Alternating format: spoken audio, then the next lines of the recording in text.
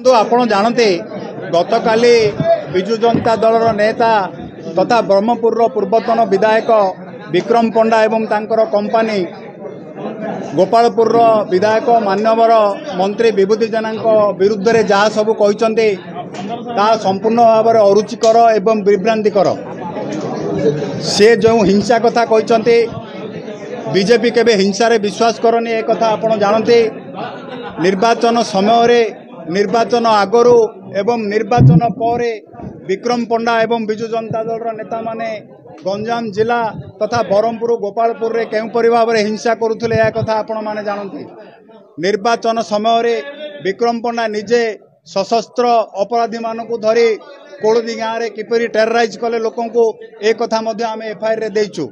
तेणु मंत्री विरुद्ध रे सी जो गप कहते से कथा को लोके विश्वास करेनि एवं सी जो पराजयर ग्लानि को भूली नांती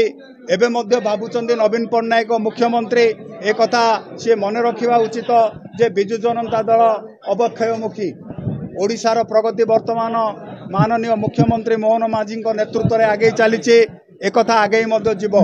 या सहित आम गंजाम जिला बीजेपी तरफ सरकार निकट में दाबी करुचु जे विक्रम पट्टनायक संपत्ति जो 5 वर्ष भितर आहेतुक भाव में वृद्धि पाई तार विजिलेंस इनक्वारी हो एवं गोपालपुर निर्वाचन मंडल को अशांति करने को आम देबुना। गोपालपुर निर्वाचन मंडल रे केबे गुंडागर्दी चलनी कि चलनी गोपालपुर जनसाधारण शांतिप्रिय प्रगतिप्रिय एथिरे जो माने